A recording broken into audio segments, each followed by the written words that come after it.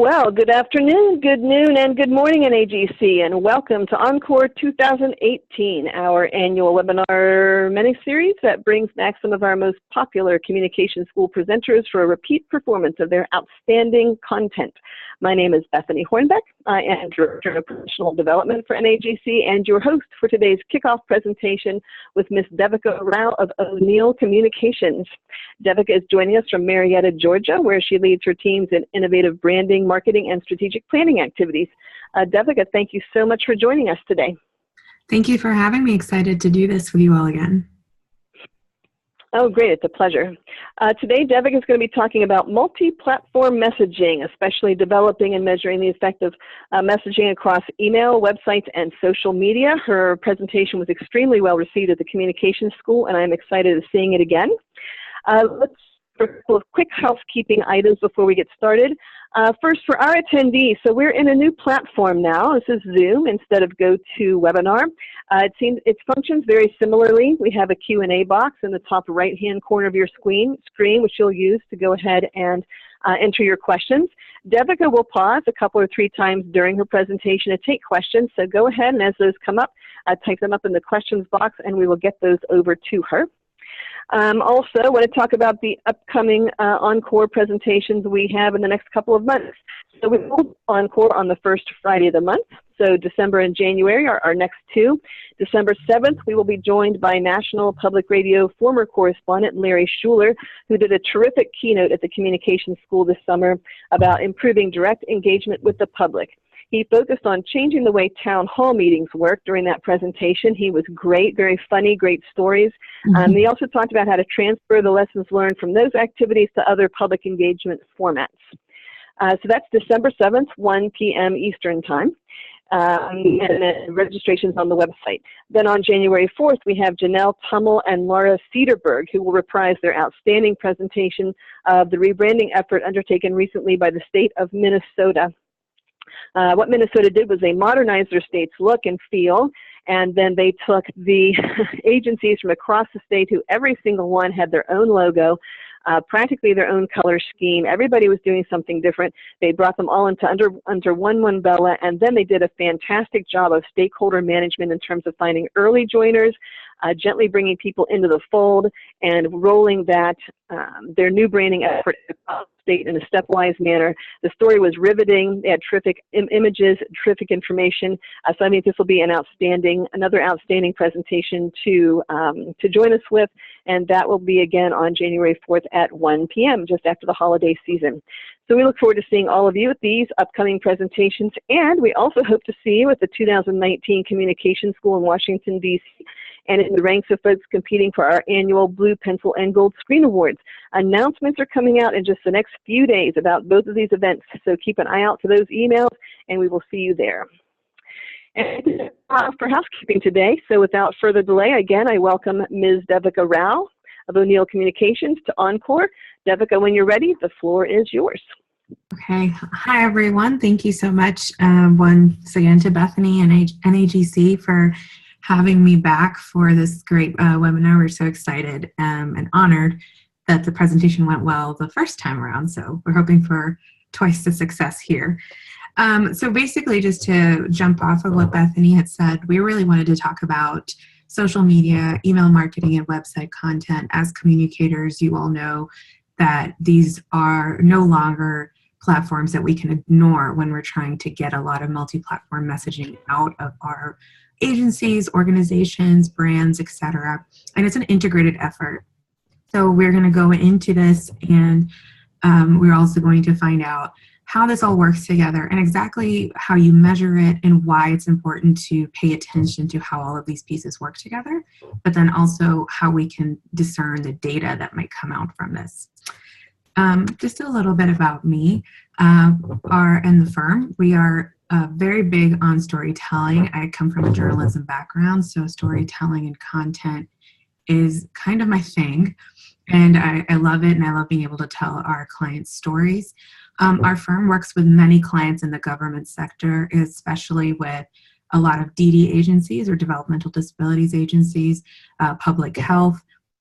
So we've been really lucky to work with such great agencies across the country. And so that's why we're here. We kind of feel we understand the lingo and we understand how we can help in this sector. We firmly believe that there is power in good branding and content, and that really does make a brand come to life and gets back to that integrated storytelling, integrated messaging. When you piece all of that together, just like Bethany mentioned, Minnesota doing a really good branding effort, it really elevates a brand and really starts to tell stories that you want people to hear. And I always like to talk about something fun other than the fun that I already have with marketing. And my favorite dessert in the entire world is banana splits. So I will stop my car for a good one. So if you ever have any good recommendations, please send them my way. I always think that's a nice fun fact to share. So before we get started, what I really like to know and ask is for people who are on this webinar to also learn what is something you are looking for and hope to gain from this webinar, because I want to make sure that we're answering questions and having a good conversation on this great topic that as communicators we're always looking at and we're always trying to answer. So I'm going to turn the floor a little bit to who's online today to find out what may be on the top of your mind, and then we can see how this presentation might tailor towards that.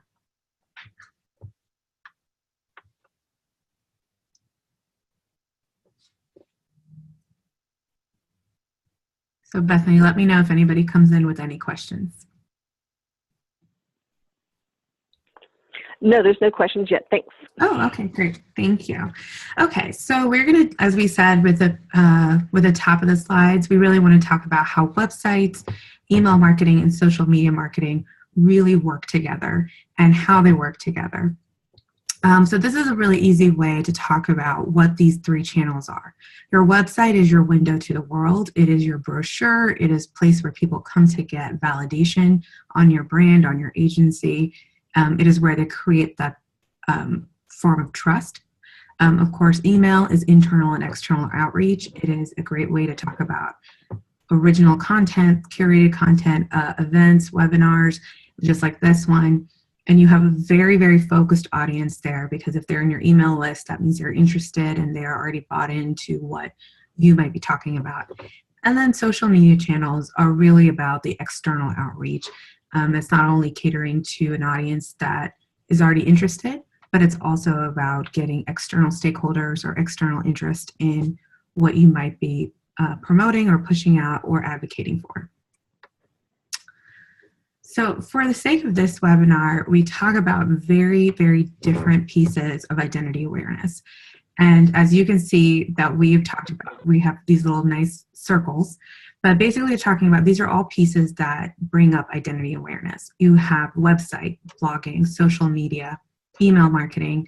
And while we're not going to be talking about these two pieces in this specific webinar, I don't want to leave out media relations and events and programs as a very big important part of identity and awareness. So hopefully as you are working on communications plans for 2019, or you're still working out how to increase awareness and identity of your brand, these are parts of your outreach that you're taking care of. So we're really going to focus on the top half, the website, the blogging, social media, and email marketing. And we love to measure and analyze, and we'll get to that at the end. So we're going to start with the website content. And like I said before, your website is always going to be that landing page, that home base where everybody's going to come to understand a little bit more about what your website is. And for as marketers, we always know that the website is the one place where people can gather information right away and make a lot of decisions about your brand by the homepage. So make sure when we're talking about the content, your homepage always should have the relevant content on top, and making sure that the most relevant information is getting out fast. Then least limit on the length of content. We want to get the messages very fast. And this also gets a great diversity of audience. So you can get anybody, whether they're doing through Google search or a Facebook search, that you can get a lot of different kind of audiences coming to your website. But this is also a form of passive communications in the form of push and pull. This is the one where we're pulling into people. So when we're pulling in people to your website, we want to make sure that they're getting the right amount of information, the right information. So if you have an event coming up or a campaign that you're starting, make sure that's the top of the fold of your website. And that is the first thing people do find, because we want them to get interested in what you're trying to promote or get people activated on. And content websites are just a really great house for putting everything on there, of course, being strategic. So always making sure how to make sure that the information on your website is actually catering to the audience. And we'll get into that a little bit more closer to when we talk about measurement and analytics and how those pieces can help you identify what's really important to your audience. And so when we talked about, and I just talked about website being a pull marketing, we were getting pulled to your website, but we also want to push all of this great information out. From our work with government agencies, we know that you all are doing such great work, whether it's in the community, whether it's agency to agency, but it's always about the bigger message. And we want to be able to start getting out that message. While websites allow you to have a lot of long form and you can have a lot more room to talk at length about initiatives or projects, the email allows you to make it shorter and make it concise, and also have very specific calls to action. So whether it's about downloading a study or registering for an event or going to an event, or even giving news blasts about policy issues that might be affecting your agency, email marketing is a really, really great way to not only tease the information, but also pull people back to your website to get more information. So I wanted to show you an example of how we do that. This is one of our newsletters that we manage. And as you can see, it's concise, it has policy information, but it also has some housekeeping information. And all of these pieces lead back to the website. So what's happening is we're finding a new way to engage people, get the information correctly to them, but also letting them know that they can go to the website for further information. So if newsletters or event announcements are not a part of your email strategy, or only one of them is, I would definitely think about stretching that out to make it a more active piece of conversation with your audience. And a lot of people once you have relevant news and relevant information, this can really increase your brand awareness and your multi-platform messaging awareness. And then taking all of that relevant content, we always like to talk about social media. I will open this with saying that social media is no longer an option for any brand anymore. A lot of people used to toggle. Sometimes you could sort of get away with, well, we don't really need to be on there. And that's not true anymore. So if you are, all brands, all agencies have to find a community outlook, which is through Facebook or Instagram or Twitter. And this is where that external outreach, that more active communications of really sharing what your brand is doing or your agency is doing to a wider audience. Again, that goes back to that external outreach where you might already have a buy-in from a social media standpoint, but it starts to share the information across networks you may not know or you may not have been able to tap into.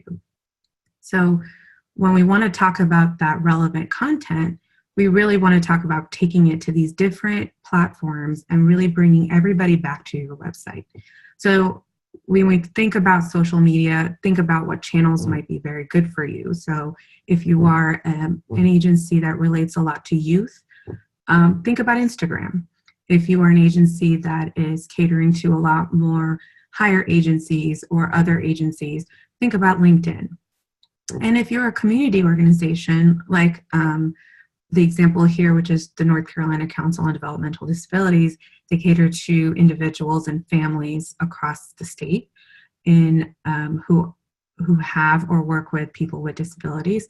That's a community effort. That's cause marketing. So we really are active on Facebook, and that has become a very big channel for this organization to talk about policy events or local events, or even just some really good news that might have come out of whether it's the state or nationally. So thinking about how to take all of this web information that you have and really putting it into all these channels and really start a cyclical event to get back to your website and keep increasing your brand awareness. I'm going to stop right here just to see, I might have gone a little fast, but I also know a lot of you are very well skilled at this. So I want to stop here and ask any questions or anything that you might want me to repeat or clarify before we start to move forward. Sure. I don't see any questions coming through just yet, but just a quick reminder to folks to please go ahead and send those anytime through your Q&A box in the top right corner of your screen. And in the meantime, Devika, just go ahead and proceed. Okay. So basically what we're talking about here, and we're talking about multi-platform messaging. So I've shown you that when you have your website, which is your home base, and how we take that information from your website and start using bits and pieces into these different kind of platforms, which is email marketing and social media marketing. And that, again, what happens with all of this, and what there is an end result. And whether it's using email marketing or social media marketing, you're creating a buy-in. You're creating a buy-in from your internal audience, your external audience, and you're starting to build a community. And we're starting to build a relevance and a consistency by doing this at a very good pace level and a very relevant level. So you want to choose the right channels. I always recommend email marketing. I think that is email actually is still the #1 way to get information out to your audience. A lot of people think too many emails, who's going to read it? But if the information is good and if the information is relevant, it's going to get opened. And it's going to start creating a lot of following. And then again, we were just talking about social media and choosing the right channels. So again, really think about where your audience is. Not every channel is right for you or your agency. Not every channel is going to give you the return that you may be looking for. And we really want to, again, say that utilize the website and email marketing and social media marketing to drive people back to your site. Always the idea is to make sure people are getting more information and creating that kind of trust and thought leadership with the community you're trying to build. And calls to action. The reason that is bright green and it's all in caps is because people are driven by an action. So downloading a PDF, like I said earlier, download a PDF, attend an event, go check out this video. These are all calls to action because people in these spaces are getting a lot of information. But if you tell them to do something, they are going to most likely do it. And so when you can have something as a return, make sure that's at the end of your email. And that's a very, very important piece of any good communications. Have something to do, have something for your audience to do. And most of the time, they'll definitely do it. I do see a question in the box, so I'll go ahead and address it if you don't mind sharing it. Sure, yeah, don't mind sharing it at all. So Jay Fannin asks, how do you bring people back to your website using Instagram? It doesn't seem to like web or Hootsuite links. Yes, Instagram is a very, very, very good question.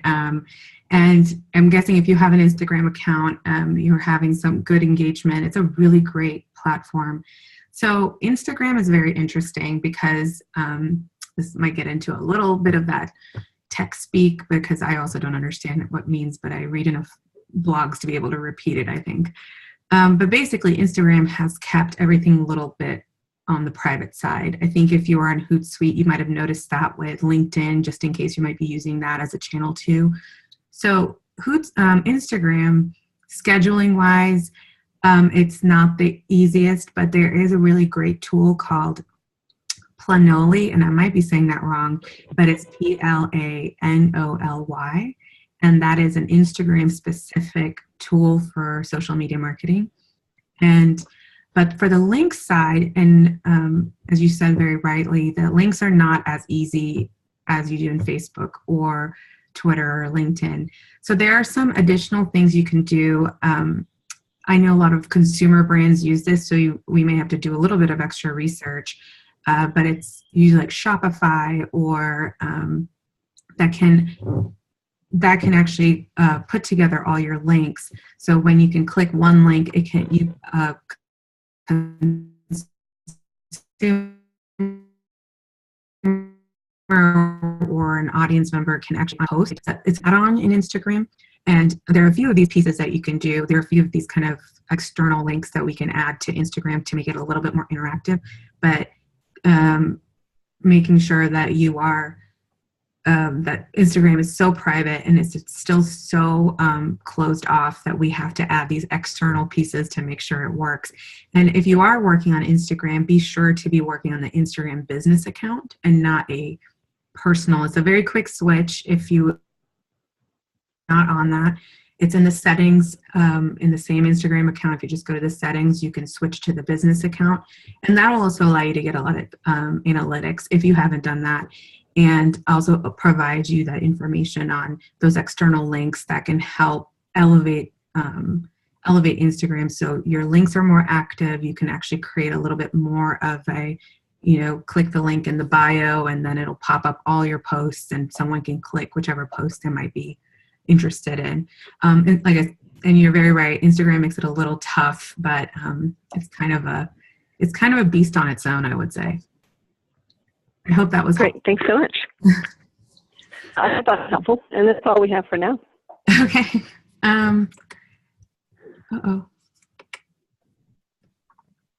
I think my computer is actually stuck. Can you hear me? Yes, ma'am. We can hear you fine. Okay, but I think my computer is actually stuck. I am not sure what just happened. Yeah, I just kind of decided to have a moment. Well, feel free to hop out and hop back into your slideshow if you need to. We don't mind. We have some difficulties, don't we, folks? I'm so sorry about that, you guys. No, I think it's just it just had a meltdown. So if you can take control of it, that might help us a little bit, but I don't think I'll be able to log back in and out as easy as it might. Sure. Let me do that. Hold on half a second.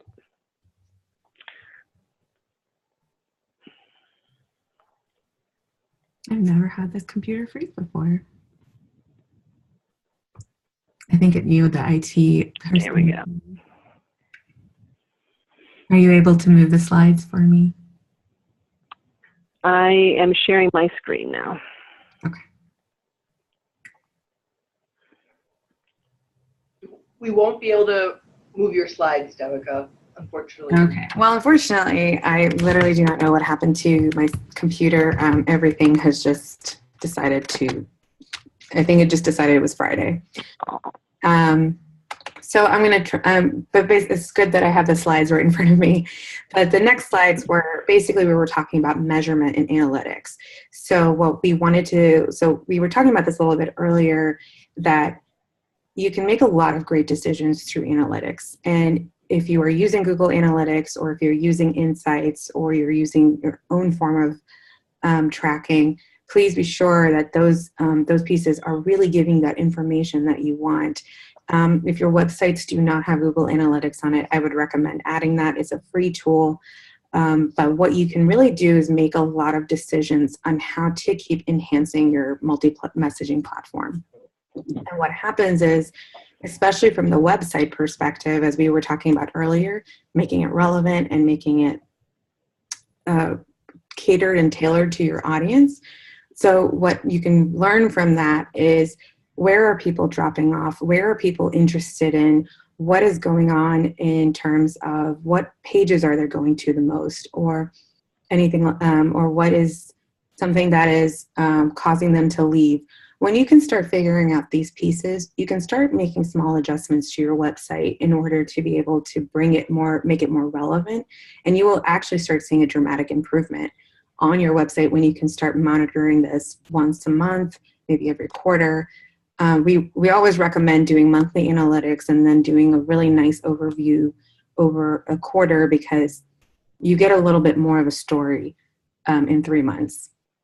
But you'll start to see a lot of behavior patterns. You'll start to see a lot of movement, and you will also see where people are coming from. So for one of our clients that we work with, email marketing and Facebook is their two biggest channels that they bring in the website. So when you start seeing that, you really get to start pushing out more content that way. So now you're understanding your audience is sitting in a specific space. It does not mean you let go of the other places, but now you start figuring out, okay, so if I'm getting more referrals from my email marketing, let's figure out how to enhance that. Let's figure out how to maybe add more content, maybe switch up the template, maybe think about what we're trying to push, or always make sure that that's at the forefront of your communications tactics. We also had another piece, another client whose the biggest referral was LinkedIn. So we really started to push out LinkedIn because we started noticing people were coming there. So we really started to increase our tactics there because we realized that's where their audience was sitting. So this kind of information can really start to make sure and let everything rise to the top so you can really see how people are interacting with your brand. And once you can start seeing that and you start catering all these pieces that are working together, which is social or email and the web, you'll start to see engagement across the board. And we've seen that completely. And I will tell you, for example, that newsletter I showed you a little bit earlier, what we found out from that, because we found out from that was the public policy section in that newsletter is the #1 read section in that newsletter every month. It is the one place people click the most because it is giving them information. It is giving a lot of families and individuals information about government policies and how it might affect them. And they have a great public policy team that really breaks it down, very simple terms, simple to understand how things might affect them, any calls to action, whether it's public comment or, download this study or here's this bill that might be coming out. We started to notice that section was really getting a lot of attention. So we made sure that piece of content was getting pushed out through social media. We also started doing some dedicated public policy pieces. So an email just with public policy when anything that was coming out from the state legislature or even the federal government, and it was impactful. So we really started to see a lot of pieces make a lot of sense to this client. And that also pushed us to make sure that we start working and making sure the public policy section on the website starts to get updated because that's where people are getting a lot of information. So those are some kind of decisions we've been able to make by watching analytics. And so that's why we definitely want to make sure that while getting your content ready and getting all your pieces put together is really great, and it's starting to create a cyclical effect. By watching the data and seeing how people are interacting with you, you're going to be able to make it a very, very relevant and interactive space for your audience and as well as internally. So any questions about that? I don't see any about we actually, I don't know if we have a question about that just yet. However, we have a question from Katie Berland. She asks, she actually says, I'm currently working on trying to merge my organization's old Facebook page, which was essentially forgotten about in 2012 and had no admin or login information associated with it, with a new page that was created since then. She says the page, I don't know, she might mean the first one, has a following of over 12,000 people. She's wondering if she's unable to merge, how do you suggest she grows a new page efficiently and quickly? So it sounds like she'd like to bring those 12,000 followers over to her new page.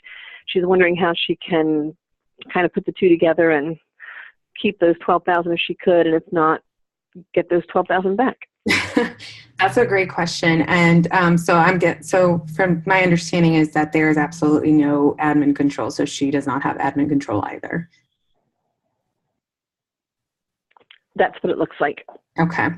Well, that's a little bit of a toughie because usually it's really easy to be able to move pieces along if you can have admin control. But for the merging part, unfortunately at the moment, I think there's no formal merge that's Facebook allows, like we can just combine the two.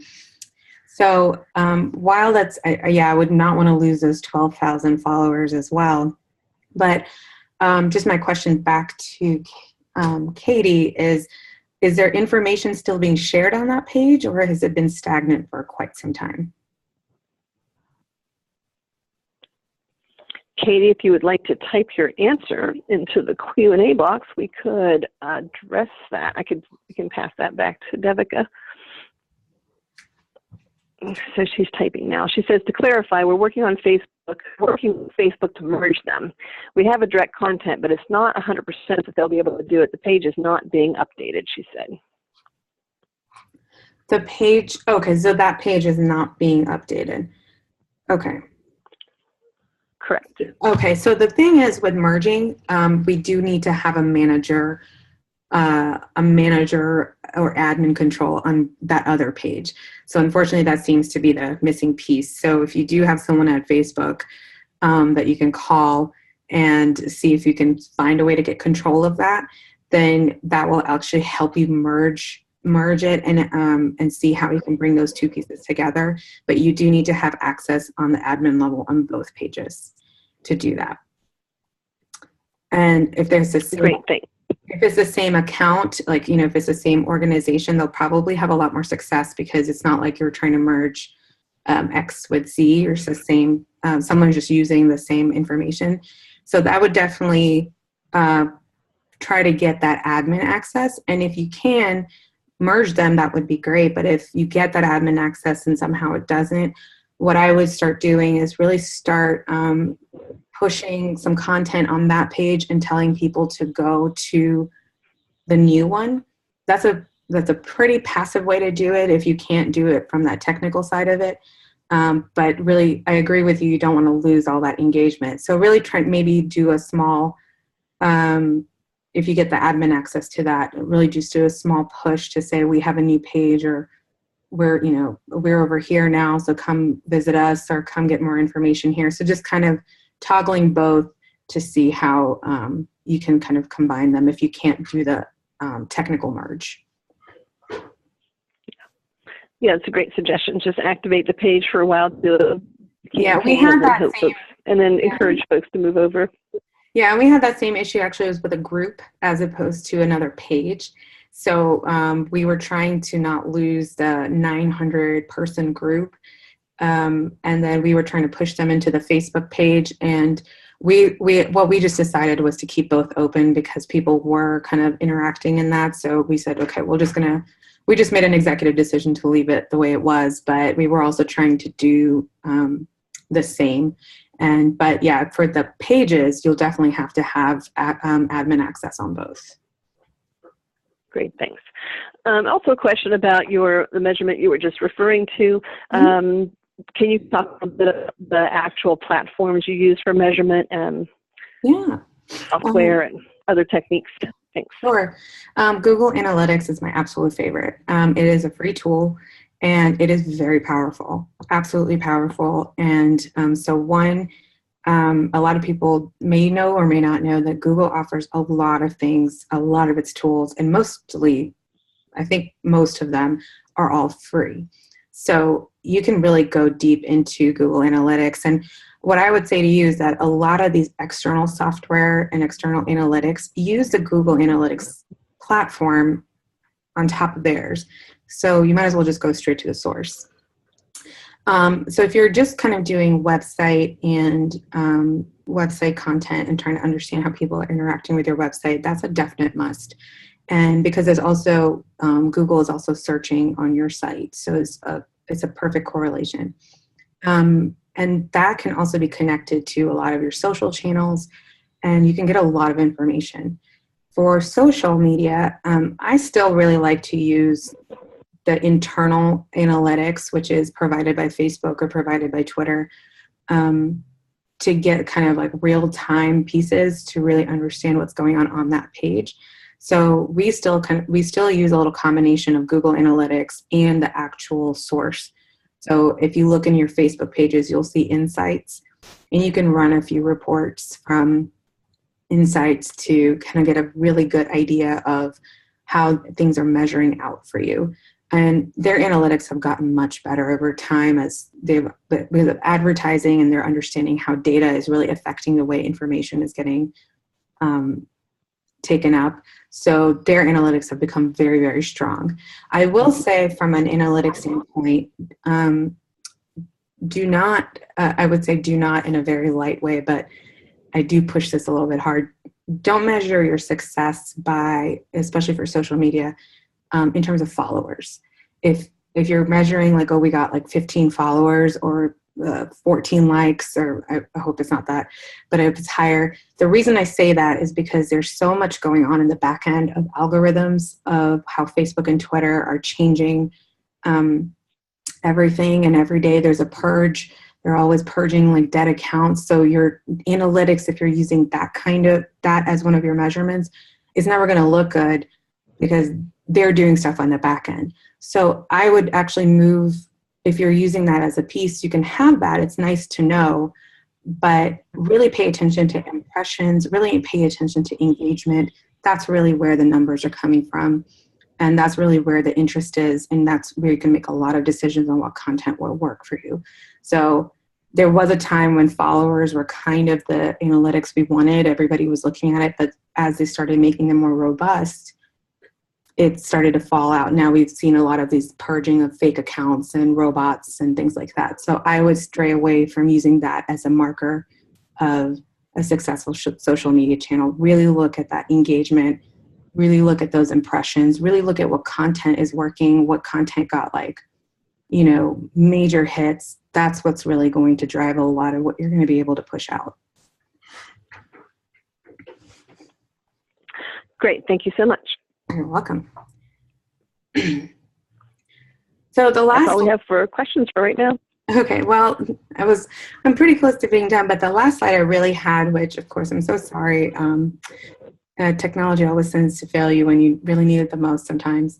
But the last slide I had was that there's two things that we want to make sure as we're working on this, these pieces, to make sure that they work together, is to make sure that you have relevant content, but also consistency. Consistency is absolutely the key to good communications.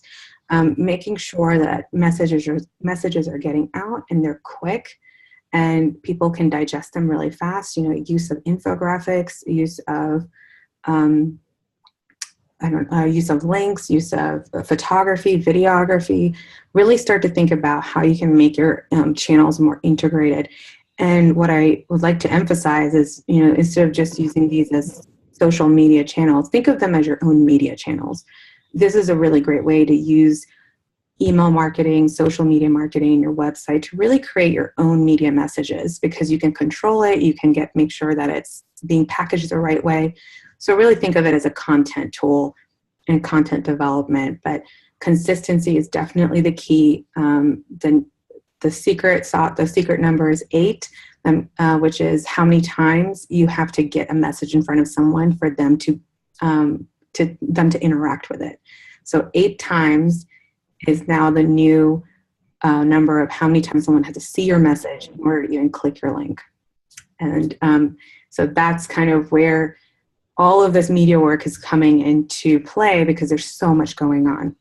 And how do you rise above the top is making sure that the message is absolutely clear.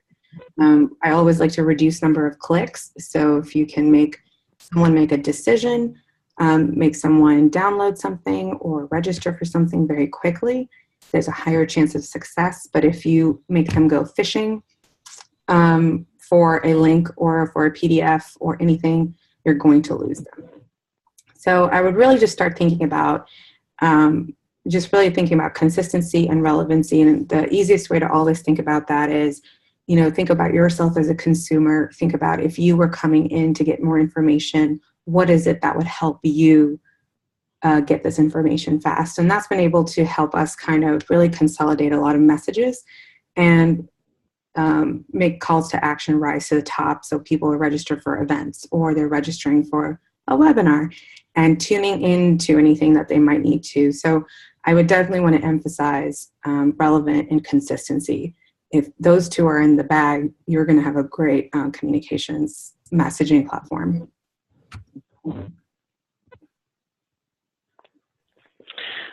Terrific. That's great. Actually, that might answer one of the questions we have here, and that is balance. In the newsletter you mentioned there's policy information and then there's marketing information, and what kind of balance you would recommend between what the messages the agencies are trying to get to an audience versus information the audience might benefit from outside of agency activity and marketed events, etc.? Oh, that's a great question. Balance is so important, and I'm so glad you brought that up. Yes, so how do we decide that, and how do we figure that out?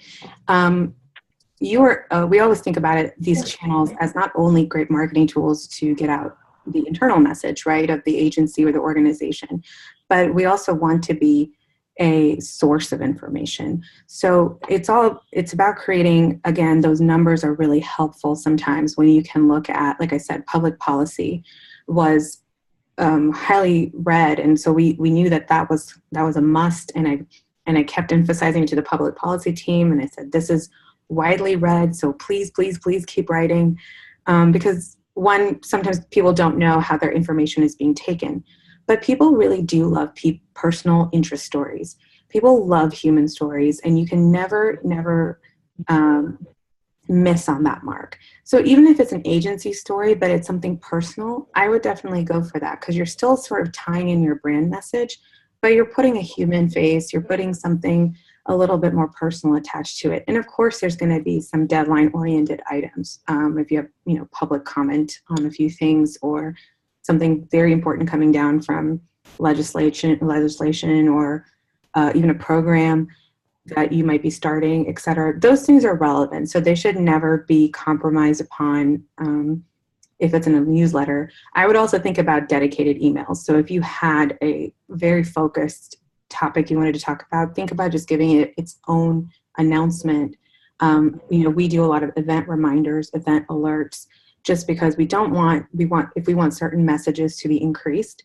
But from a balance perspective, just thinking about, you can tell an agency story, or you can tell a communication story just by using, we have council members. And so we sometimes talk about our council members if they were in the community, or if they were getting an award, or we're just profiling them. People love to know people.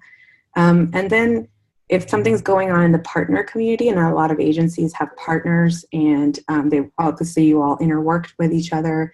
So if something is happening in a partner agency that is also relevant, back to being relevant to your agency, include that. But really just think about, as long as you're getting the information that people are seeking. So again, public policy for us will always be in there because it's the #1 read section. But we also want to, talk about some other good things that are happening. So as long as we're keeping those relevant information and making sure people are getting what they want, we'll also add some pieces that will lighten the load a little bit. So I think once you know what your audience is really interacting with, you can make a lot of those decisions just by seeing what's out there. Great, thanks so much. I think that Devika is at the end of her PowerPoint, so if anybody else has additional questions, please toss those this way, because I've got one more here if nobody else has one, and that is, you mentioned to put a call for action at the end, but for an event, should it go at the end, or should it go at the top to make it easy to click? You can definitely do it at the top. I've had success with both ways, because if you have, for example, if you have a graphic that talks about the event, have the event registration underneath it. And underneath that, you can also provide even more information about the event, because there might be some people who are already bought into your program or initiative or agency, so they may not need to know more about the event. They just want to come. But at the bottom, you can add a few more bullet points of who's speaking or where it might be. Actually, I'm going to take that back. I think you should definitely add the who, what, where, when, and why, and every kind of event thing, and have 2 places where people can engage with registration. So we found that to be really successful sometimes, where we just add it at the very top where it's like right to the point. And then at the bottom, if someone wants more information, we just have the button at the bottom again, just so they don't have to scroll back up. So yeah, I would say you could do it for both sides. Great. Yeah, that's what we do as well. Well, Devika, I want to say thank you so much. I don't see other questions coming through, so it looks like you've covered everything thoroughly. Thank you so much. Thank you again so much for joining us. Well, thank you so much. Oh, it's okay. We all... Go ahead. Well, yes, thank you so much for having me back. It was really great to do this webinar with you all and present again, and hope to see you all in DC next year. Yeah, we hope to see you too. And thank everybody for joining us today. It's been wonderful to have you. And again, on December 7th with Larry Schuler, formerly of NPR, talking about community engagement at the municipal level and how those lessons can transfer to the state and federal level as well. And again, watch out for those emails for Blue Pencil Gold Screen and the Communication School 2019 coming up. I will see you all in December. In the meantime, happy Thanksgiving, and we'll see you all then. Thanks so much, everybody. And thanks, Devika. Have a good day. You too. Bye. Bye.